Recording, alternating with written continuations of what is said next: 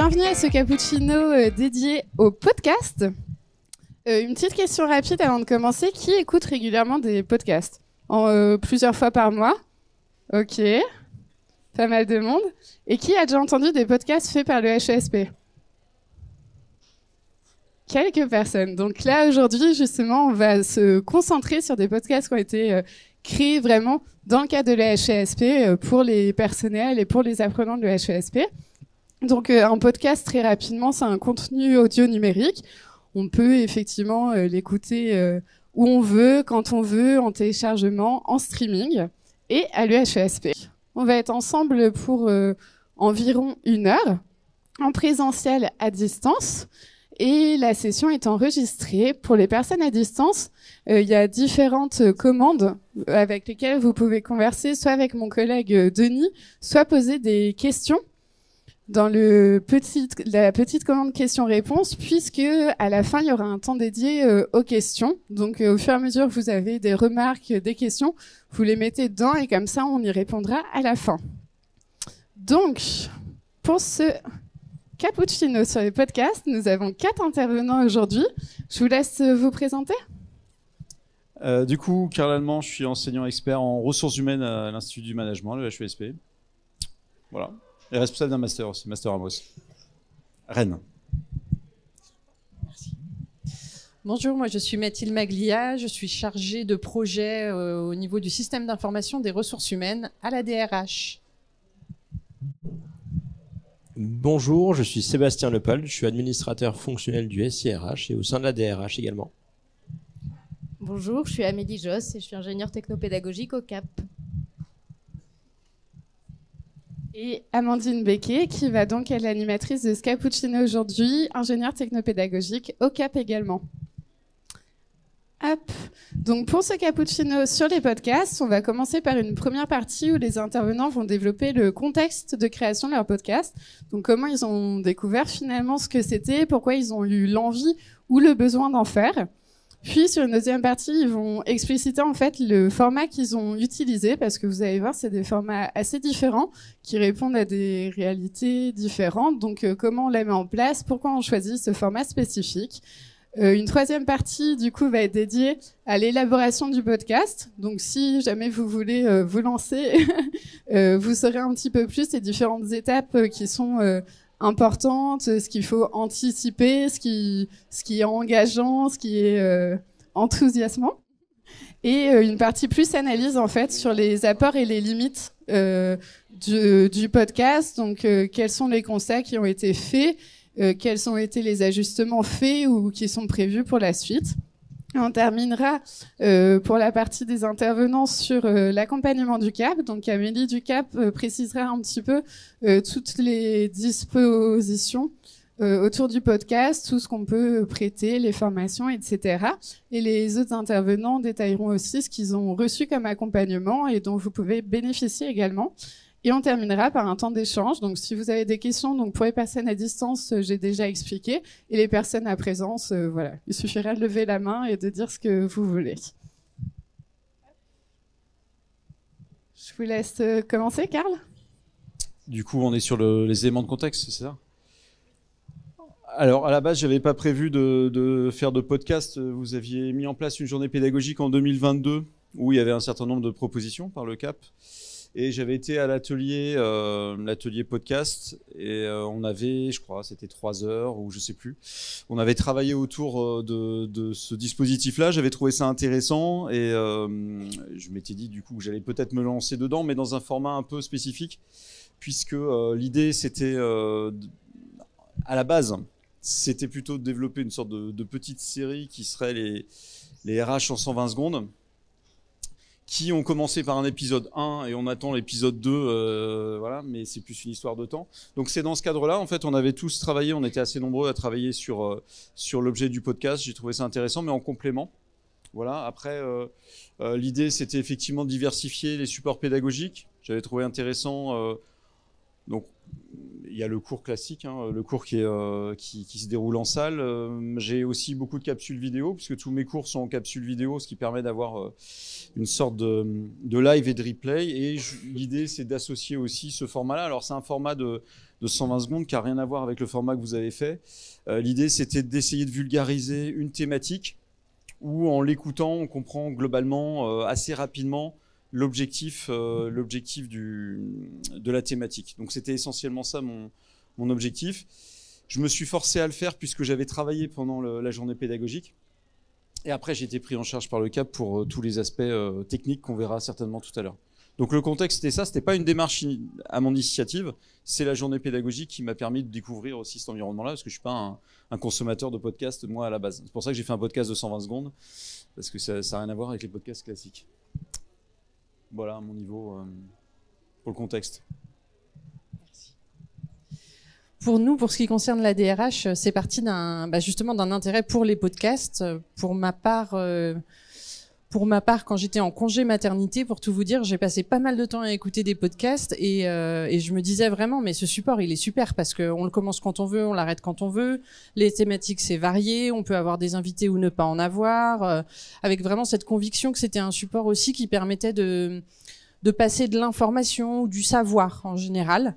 Et c'est en revenant de mon congé maternité que on a commencé à l'évoquer en réunion à la DRH en se disant il y a un truc à faire avec les podcasts, vraiment il y a un truc à faire. Et parfait timing puisque le CAP a proposé sa JIP en 2022, hein, c'est ça, oui. Et ça tombait au moment où nous on avait déjà réfléchi un peu au projet, mais on était sec, si je peux le dire de cette façon-là, sur comment faire, par quoi commencer, qui peut nous guider, etc. Donc la JIP, ça a vraiment été le déclencheur. Sébastien et moi, on avait eu la possibilité de suivre l'atelier et on s'est dit c'est bon, on va y aller. Et on a concrétisé en décidant de faire du podcast le thème de notre séminaire d'équipe en 2022.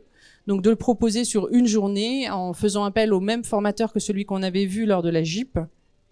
Et voilà, ça c'était le contexte dans lequel on s'est mis un peu en ordre de marche. Et puis je te laisse peut-être dire la suite. Pour la partie, justement, on avait le podcast, on savait qu'on voulait faire des podcasts. Maintenant, il s'agissait de savoir sur quoi est-ce qu'on faisait des podcasts. On a pris 2 axes. L'un, c'était l'information sur des sujets, des thématiques RH qu'on a commencé à enregistrer qui n'ont pas encore été diffusés. Et le deuxième, c'était plutôt un axe de faire se connaître les gens, les différents agents de l'école, justement développer les liens, les connaissances entre collègues aussi, favoriser à travers ça aussi la connaissance des métiers de l'école, au sein de l'école, et aussi dans une démarche RH de mobilité interne et favoriser la mobilité interne. Si on connaît mieux les différents métiers, aussi on peut mieux travailler avec eux et aussi ça peut donner des vocations ou des envies de postuler. Donc là, c'est sur le format. Oui, alors du coup, moi j'ai fait un podcast qui a un format un peu particulier puisque l'idée c'était de faire 2 minutes et 2 minutes avoir une thématique RH. Donc vu que dans la journée pédagogique, ça tombait bien parce que j'avais pas nécessairement beaucoup de texte à faire. Et j'ai essayé de trouver des thématiques qui sont souvent complexes et essayer de les vulgariser. Avec un objectif, c'est d'essayer d'avoir donc effectivement un narrateur, donc c'est moi qui précise le contexte, etc. Et puis des extraits sonores qui permettent d'avoir une sorte d'écriture un peu de reconnaissance, c'est-à-dire qu'on reconnaît le jingle, et si j'en fais plusieurs, parce que c'est l'objectif, mais c'est un problème de temps, c'est de pouvoir reconnaître assez facilement le dispositif, quoi. Donc là, vous verrez tout à l'heure, il y a un jingle, puis après on présente l'épisode, et puis après j'explique la thématique. Donc il y avait une volonté, comme je l'ai dit tout à l'heure, de vulgariser certaines thématiques RH complexes. C'est un support de plus et c'est pas un support central, hein. C'est-à-dire que derrière, c'est vraiment ça se rajoute. Je l'ai testé auprès d'un certain nombre d'élèves pour voir si ça pouvait le faire. Après, c'est pas un podcast où vous pouvez faire à manger ou faire du sport avec, puisque en 2 minutes ou alors vous faites un 100 mètres. Ça sera assez court. Mais l'idée, c'est de faire des petits formats, 2 minutes, les répéter. J'ai échangé aussi avec ma collègue Anne-Laure Chartriquet qui est aussi intéressée pour à son niveau en faire. Et l'idée, ça serait de pouvoir se créer un peu une obligation pour en faire. Mais vraiment, on est sur un support de plus, mais qui est pour moi pas le cœur de mon contenu. D'accord. Le contenu, il reste le cours, il reste les capsules, et va s'ajouter quelques thématiques où je vois qu'il y a des fois des difficultés de compréhension. Et je vais essayer de vulgariser ces situations-là. C'est pour ça que là, par exemple, le premier exemple que j'ai pris, c'est le taux d'encadrement, c'est-à-dire ce qu'on appelle les ratios dans les établissements, c'est-à-dire comment on calcule les effectifs, le nombre de patients, enfin le nombre de soignants par résident ou le nombre de soignants par patient. Donc voilà, format court, plus ou moins 2 minutes, mais vu que je me suis un peu enfermé dans les RH en 120 secondes, ça va plutôt être 2 minutes. Voilà, dans le dispositif. Pour les formats que nous avons choisi, privilégiés, c'était plutôt un format d'une durée de plus ou moins 20 minutes. En tout cas, ce qu'on s'était dit à la base. On a raccourci un peu ce temps-là, à plus ou moins 15 minutes désormais. L'enjeu pour nous, c'est d'avoir un format qui est assez long pour avoir du contenu sur la personne, mieux connaître les personnes et ce qu'elles font. Mais aussi avoir un format qui soit assez court pour que les personnes qui l'écoutent ne décrochent pas et qu'elles aient aussi le temps de l'écouter, puisque du coup nous l'idée c'est que chaque collègue puisse l'écouter, alors pas forcément chez soi parce que c'est pas forcément ce qu'on a envie de faire en rentrant du travail, mais à des instants de pause, soit des pauses déjeuner, soit dans la journée, de prendre un moment pour écouter les podcasts ou même faire d'autres choses en même temps, puisque c'est aussi l'essence du podcast, de se dire qu'on n'est pas forcément privilégié à faire que l'écoute d'un podcast à cet instant. Donc ouais, on a raccourci un peu les podcasts à une quinzaine de minutes maintenant, et on essaie de se suivre sur cet objectif-là. Dans le format en tant que tel, on avait aussi pris quelques petits tips, quelques conseils auprès des radios laser pour l'insertion de jingle, pour un moment donné où on a sur chacun de nos podcasts un fil conducteur avec des micro-trottoirs qui permettent de casser un peu le rythme et de reprendre un peu l'écoute un peu plus active. Et du coup on a un peu habillé, on va dire, nos podcasts, et plus ça passe et mieux on arrive à le faire. Oui, pour compléter, on s'était aussi focalisé jusqu'à présent sur un échange bilatéral, quoi. Donc un intervieweur, un interviewé, un ou une, parce que nous sommes toujours des débutants en matière de podcast et que c'était moins compliqué pour nous de faire un montage de 2 voix que de 3 voix. Donc maintenant qu'on a pris un peu d'expérience, on va peut-être se lancer au-delà dans des discussions, mais il y avait ça. Et puis pour revenir sur la durée, mardi, lorsqu'on a célébré le lancement de la saison 2 des podcasts, on a entendu beaucoup de choses différentes sur le moment où les gens les écoutent. Certains nous ont dit moi je les écoute quand je suis en télétravail, voilà, je suis plus au calme à la maison. Certains les écoutent au bureau sur leur temps de travail, et c'est tout à fait OK, on demande pas de prendre une pause pour écouter le podcast. Et puis vraiment ce truc de trop long, trop court, c'est hyper subjectif parce qu'on nous a dit les deux, quoi. Certains trouvent que c'est vraiment trop long, c'est impossible de se poser 15 minutes au bureau, je suis toujours dérangé. Et certains nous ont dit ouais, mais en fait je pourrais même écouter plus long si vous faisiez plus long. Des collègues l'écoutent en faisant leur jogging, ce que quelqu'un a dit tout à l'heure. Donc voilà. Et sinon sur le livrable, le format du livrable, on est arrivé maintenant avec finalement 2 livrables, c'est-à-dire le fichier audio qui est mis à disposition sur l'intranet, et récemment grâce à des échanges qu'on a eus avec des collègues du département SHS, aussi à la transcription, puisqu'elles ont attiré notre attention, et en préparant aussi le podcast avec Amandine et François-Xavier, sur le fait que le fichier, il est audio, mais il n'avait pas de transcription, il n'était pas accessible pour des personnes sourdes ou malentendantes. Et désormais, il y a un document PDF qui accompagne presque tous les podcasts. C'est en route, c'est en cours. Mais c'est une chose qui a été portée à notre attention. Et oui, on était hyper conscients que c'était nécessaire. On n'avait juste jamais pris le temps de se demander quel outil, comment, quelle méthode. Merci beaucoup. Et maintenant, vous avez choisi des extraits de vos podcasts justement pour illustrer ces spécificités, ces choix de format. On va commencer par l'extrait de Karl.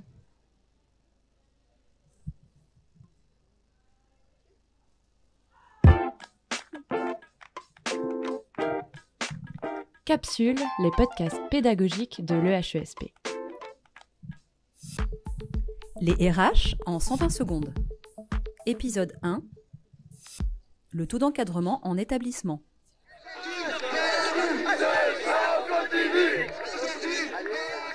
Michel est aide-soignante en EHPAD. Elle manifeste avec ses collègues pour la défense de son secteur. Leur demande un soignant pour un résident. De quoi parlent Michel et ses collègues? Ils font ici référence au taux d'encadrement des effectifs en établissement, également appelé ratio. Ce taux est le rapport entre les effectifs de personnel en équivalent temps plein, ETP, et le nombre moyen de places ou de lits dans l'établissement. Voilà pour celui de Karl et maintenant celui de Mathilde et Sébastien. La DRH en général. Et est-ce que tu t'es sentie chanceuse d'aller vers ce métier de l'informatique? Oh, j'ai eu beaucoup de chance. J'ai eu beaucoup de chance. Je suis arrivée au bon moment. J'ai été aussi chanceuse que l'ENSP à l'époque veuille me garder et qu'il y avait des postes dans l'informatique disponibles. Et l'informatique, ça bouge tout le temps. Donc voilà, je me suis jamais lassée de ce travail. Est-ce que, en tant que femme, tu as rencontré des difficultés dans ton métier? Non, jamais. En tant que femme, non. J'ai jamais vu de différence pour moi, me concernant, j'ai jamais subi quoi que ce soit à ce niveau-là. Ouais, après le choix des thématiques, j'ai choisi cette thématique-là parce que c'était celle qui se posait le plus dans mes enseignements. C'était sur la complexité du calcul des effectifs, donc j'avais fait ce choix-là en me disant que je pouvais. Là, j'imagine que je vais faire quelque chose sur le droit syndical, sur le droit de grève, etc. Comme je l'ai dit aussi tout à l'heure, là, le fait qu'il y ait un jingle, c'est-à-dire qu'en fait, on avait travaillé c'était Radio Laser, c'est ça, ou Radio Campus, je sais plus, Laser. Ouais, c'est ça. Donc en fait, il nous avait précisé qu'il fallait aussi un habillage. Donc l'habillage, je l'ai travaillé avec le CAP. Donc il y a eu cette présentation qui a été faite. On a modifié un certain nombre de choses. Après, l'idée, c'était d'attirer aussi, de commencer le podcast avec un élément de contexte. Donc là, on avait mis par exemple des professionnels qui manifestaient c'était pendant la grève des EHPAD en 2018. Et après, on rentre dans la démarche et je suis un professionnel pour expliquer comment on calcule ces effectifs-là. Donc l'idée, c'était d'intégrer des éléments de terrain, effectivement, pour qu'il y ait eu des coupures et que ce ne soit pas que récité, quoi. Donc voilà pour l'élaboration de podcast, avec des difficultés, mais ça on le verra peut-être tout à l'heure, sur la question du débit, sur tous ces aspects-là où il faut s'adapter aussi à une façon de parler qui n'est pas nécessairement la mienne. Donc voilà. En ce qui concerne les podcasts de la DRH, l'élaboration, ça passe toujours par le choix de la personne que l'on va interviewer. Et on essaye vraiment d'assurer une certaine diversité, à la fois dans les métiers, c'est-à-dire les gens que l'on va aller voir et que l'on va faire parler de leur métier, à la fois dans aussi les fonctions. Est-ce qu'on est plus sur des personnes qui exercent des fonctions support ou est-ce qu'on est sur d'autres types de fonctions ou de l'enseignement, et puis aussi une diversité sur des choses qui peut-être que quand vous écoutez les podcasts, vous n'y pensez pas, mais nous, on essaye de faire en sorte qu'il y ait à peu près une bonne répartition entre les femmes et les hommes, entre la catégorie à laquelle appartient les agents à qui on donne la parole. Et ce point-là, si vous permettez que j'en parle un petit peu, c'est pas si simple parce qu'en fait, on a tendance à aller plus spontanément voir des agents dont on connaît le travail en disant tiens, cette personne, nous à la DRH, comme on a une vue d'ensemble, on sait qu'il ou elle fait un métier intéressant mais peu connu, et ça veut pas forcément dire que la personne en question, elle va être partante pour venir. On a beaucoup de gens qui nous disent mais moi j'ai rien à dire, mon métier je le fais pas mieux ou pas moins bien que mon collègue, je suis pas plus légitime qu'une autre ou un autre à en parler. Donc on a déjà cette sélection de qui va bien vouloir participer, faire en sorte que on donne la parole autant à quelqu'un qui a des fonctions plus dites d'exécution qu'à quelqu'un qui a plus des fonctions d'élaboration, parce que tout nous intéresse en fait.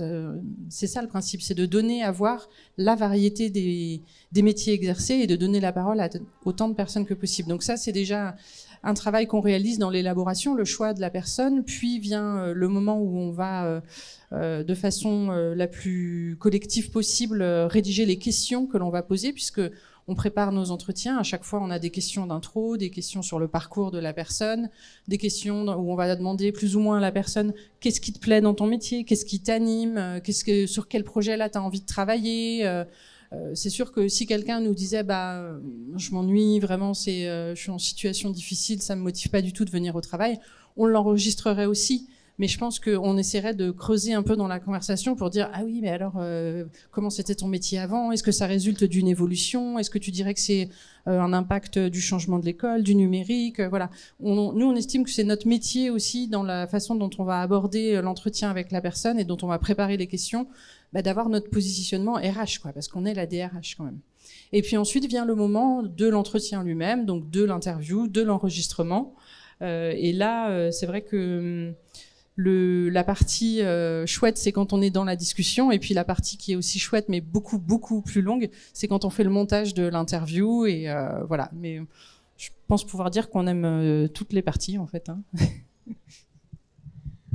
Et la partie peut-être un peu moins chouette, mais sur laquelle on a souhaité à la DRH, en tout cas, être le maximum autonome possible, c'est la partie du montage, et qu'on a peut-être un peu sous-estimé au début. Et justement, en fait, de faire le montage nous a aussi permis d'adapter le contenu de nos échanges. Et je trouve que ça a été un vrai apport en fait pour les suivants.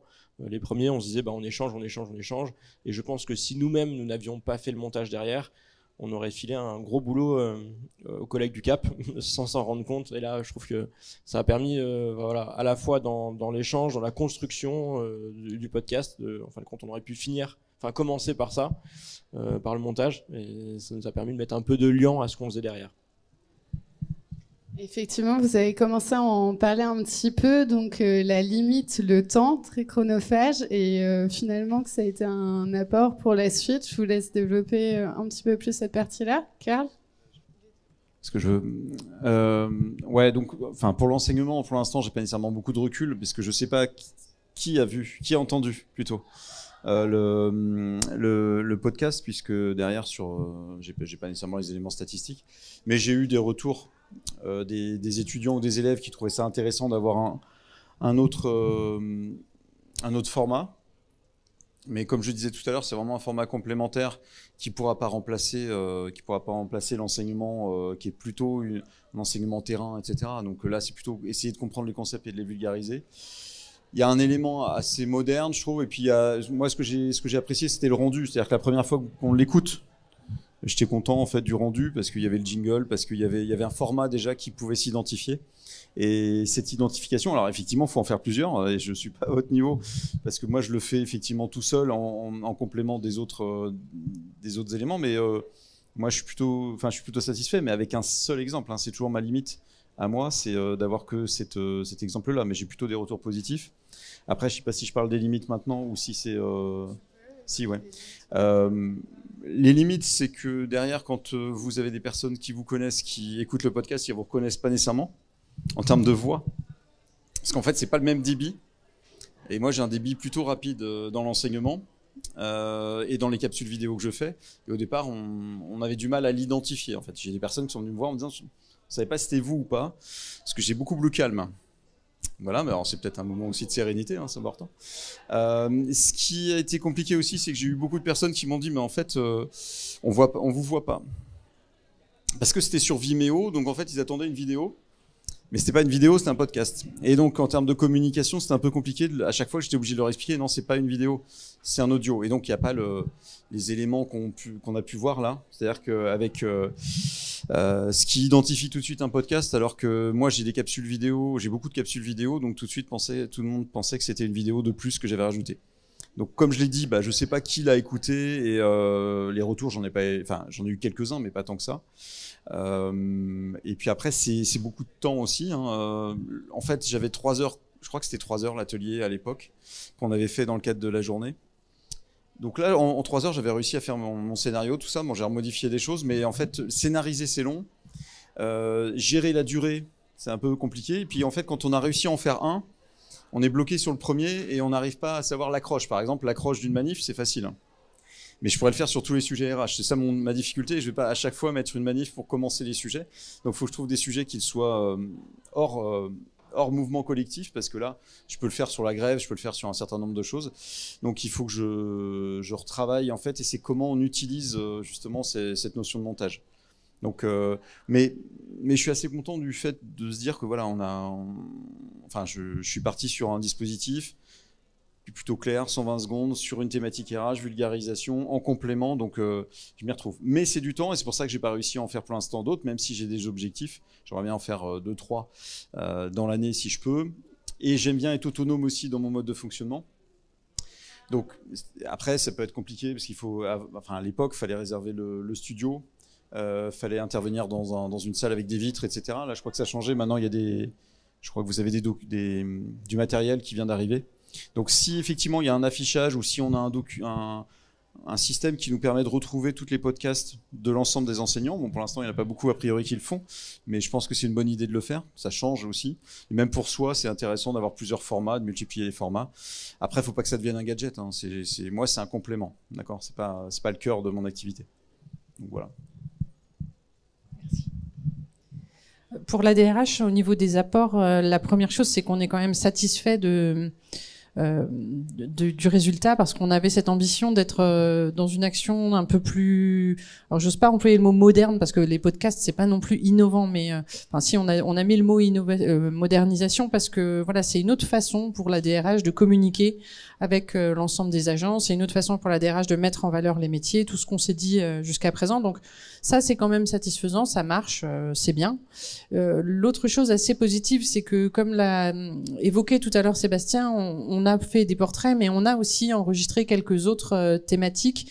Là, plus sur le transfert, comme je disais, de savoir. C'est-à-dire qu'on a enregistré un podcast qui s'appelait « Comprendre mon bulletin de salaire », qui durait peut-être 5 minutes, 5-7 minutes, un truc comme ça. Un peu moins même, peut-être. Ouais. On en a enregistré un autre qui est l'arrêt maladie. Que faire en cas d'arrêt maladie? À qui est-ce que je dois transmettre? Est-ce que je dois me préoccuper d'une perte de rémunération, etc. Donc là, c'est une possibilité pour nous de diversifier. Et ceux-là, ils sont enregistrés, mais pas encore diffusés parce qu'on n'a pas trouvé le bon moment où ça allait avoir du sens. On en avait quand même fait un. Peut-être que certaines l'avaient entendu au moment des élections professionnelles en novembre-décembre 2022. Sur voilà qu'est-ce que c'est les élections, pourquoi voter, et celui-ci en fait c'était une belle réussite parce que Sébastien et moi on s'est dit un soir ouais faut qu'on fasse quelque chose pour les élections et je pense qu'en une demi-heure on est allé enregistrer le son d'un café à la machine à café, enregistrer le son d'un discours de Stanislas Guérini, on a fait un petit dialogue vite fait hop et on était hyper content du résultat. Et je rebondis un peu sur ce que tu disais Karl, c'est vrai que si on s'était dit bon allez on va faire un podcast sur les élections, peut-être qu'on se serait pris la tête pendant 2 heures. Et là, on s'est dit non, il faut qu'on sorte quelque chose. Et on va dire que dans le feu de l'action, on a été bien inspirés ce soir-là. Mais oui, donc ça fait partie vraiment des apports. Là, le même support, mais pour divers usages. Ouais, je complète un peu ce que dit Mathilde aussi sur un format. Du coup, je crois qu'on l'a mis qui dépasse nos attentes dans le sens où, alors d'une part, là, on a parlé du discours sur les élections, enfin de la promotion des élections. Effectivement, on n'aurait pas forcément pensé à faire ce type de format-là au début, et c'est un format qui marche bien et qui permet une bonne promotion. Et c'est un format aussi qui a dépassé nos attentes dans le sens où, avec les podcasts métiers, au début, on était vraiment que sur du métier, faire connaître les métiers de l'école. Et à travers ça, en fait, la mayonnaise a un peu pris, je dirais, sur des anecdotes qui sont remontées. Il y a une dimension un peu histoire de l'école qui s'est instaurée au fil des podcasts et qui était assez intéressante. Et puis on a au fil de l'eau pris la décision d'avoir aussi un lien avec les personnes, vraiment de connaître pas seulement le métier, mais connaître la personne qui occupe ce métier et voir aussi les évolutions du poste et le point de vue de la personne sur son poste et ce qu'elle envisage aussi pour l'avenir. Et ça a créé un peu de lien aussi dans la modernisation. Je pense qu'il y a aussi une image un peu de la DRH en tout cas on espère, qui a pu bouger un peu là-dessus en se disant que effectivement c'est une DRH qui est pas forcément que sur le côté je réponds à vos besoins strictement réglementaires, etc., mais qui a aussi ce côté humain et qui développe le lien humain entre les différents agents de l'école.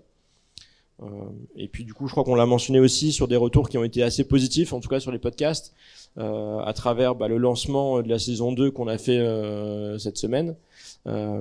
Et du coup, on a eu des retours extrêmement positifs des collègues qui sont venus nous voir pour nous le dire aussi.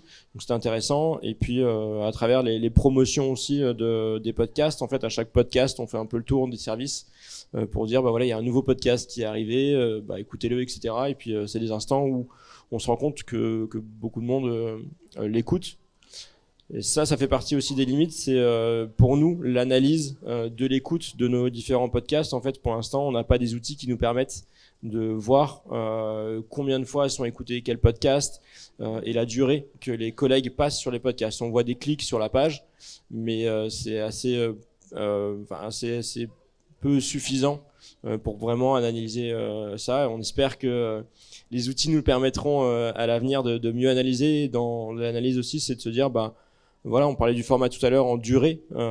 Si on sait que à 12 minutes, la majorité des agents décrochent, là on pourra se dire, soit il faut qu'on fasse un rebond à ce moment-là pour réactiver l'écoute, ou soit se dire que le podcast doit être d'une durée plus faible. Et puis peut-être aussi les instants auxquels les collègues écoutent les podcasts, ça nous permet aussi d'adapter le format là-dessus. Si je peux ajouter une dernière chose sur les limites, c'est la lisibilité de la démarche, puisque c'est une remarque qu'on nous a faite plusieurs fois.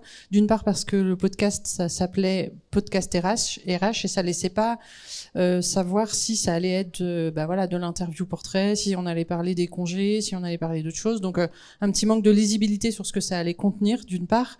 Et puis d'autre part aussi, récemment, on nous a interrogés en nous disant, mais on a vu sur l'intranet des portraits de chercheurs, des portraits de chercheuses. Est-ce que c'est vous, ça aussi? Est-ce que c'est la version écrite d'une interview que vous avez faite à l'oral?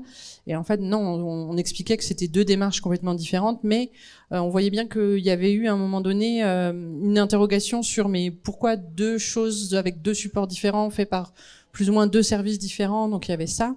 Et puis également, on nous a tout simplement dit, en fait, pourquoi vous faites ça? Pourquoi pour nous c'était une très bonne opportunité de venir en parler aujourd'hui, mais c'est pas si évident, semble-t-il, qu'une direction des ressources humaines fasse ce genre de choses. Voilà, est-ce que vous attendez quelque chose? Est-ce que les gens qui le font, ils ont quelque chose en retour? C'est intéressant. Merci beaucoup. Et Amélie, alors quel accompagnement peut être proposé autour des podcasts? Par exemple, Karl soulevait la question du matériel. Ouais, alors avant de revenir sur le matériel, je voudrais déjà revenir sur la GIP et l'origine et comment après on a construit notre accompagnement. Donc la GIP en 2022, l'idée c'était déjà d'introduire l'idée que le podcast ça puisse être un support à l'école et donc oui, on peut parler d'innovation dans le sens où ça n'existait pas avant de toute façon. Et donc pour le CAP, d'en faire un support pédagogique, comme l'a dit Karl plusieurs fois, dans l'idée de diversifier aussi les supports disponibles pour les étudiants, c'est toujours ce qu'on prône au CAP. Et donc à partir de là, nous on a mené un travail interne. Donc déjà on s'est formé auprès du même formateur que la GIP. Donc c'était via une association qui s'appelle Skol Radio et le formateur en effet c'est un journaliste de Radio Laser qui fait du podcast. Et donc lui, il va évidemment nous apporter, il nous a apporté un travail sur l'écriture et l'enregistrement, mais pas cette réflexion sur le support pédagogique. Et donc, entre ce moment-là et ce qu'on propose maintenant, et donc dans pas très longtemps, il a fallu qu'on réfléchisse à quel format pour quelle intention pédagogique. Et donc là, notre réflexion, elle est suffisamment avancée pour proposer un atelier. Donc c'est ce que je note là. On va avoir maintenant un atelier en deux parties.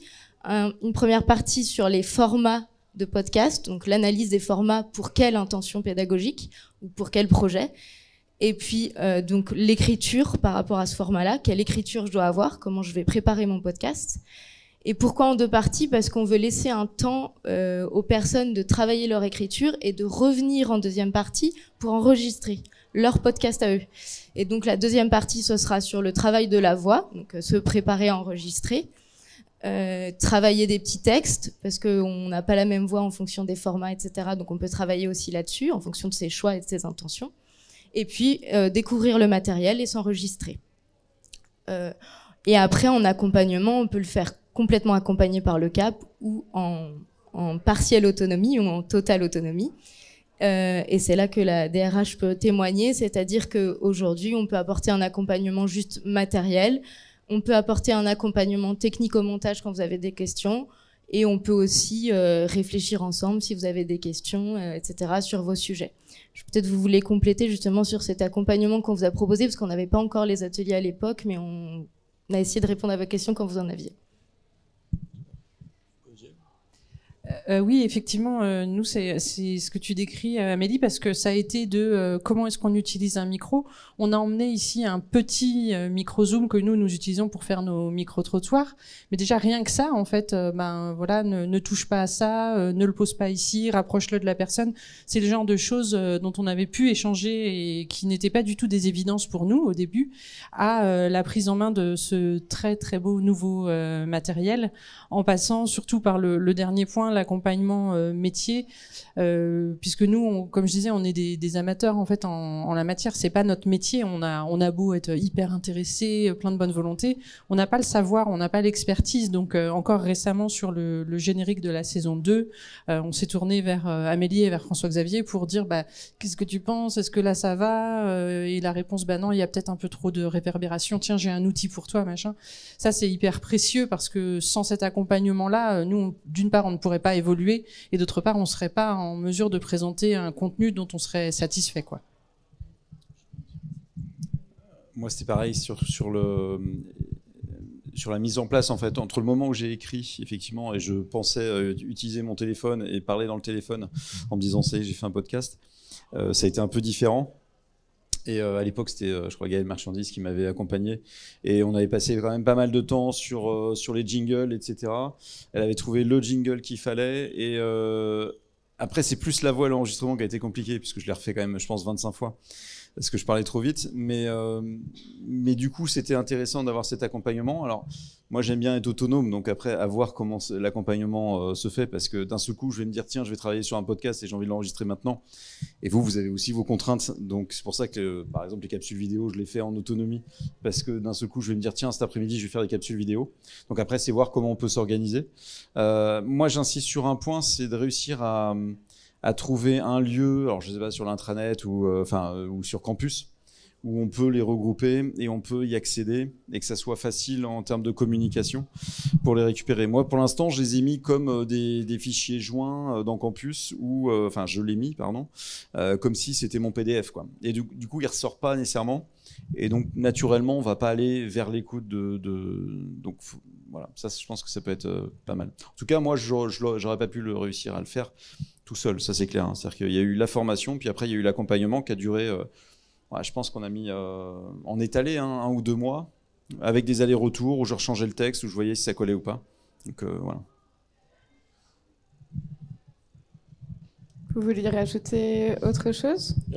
Juste peut-être que j'ai rajouté sur la question de l'autonomie, justement. Enfin, nous à la DRH, on a souhaité vraiment être autonome sur le sujet, et je pense que ce qu'on a beaucoup apprécié, c'est que on a eu vraiment le juste équilibre entre je vous prends pas trop par la main, mais je suis là si besoin, et que ce soit pour la prise en main du matériel, que ce soit pour le montage, que ce soit pour l'élaboration des podcasts, c'était vraiment le bon équilibre, et le CAP a su se rendre dispo et mettre à dispo aussi le matériel et le studio quand il le fallait. C'est appréciable au quotidien.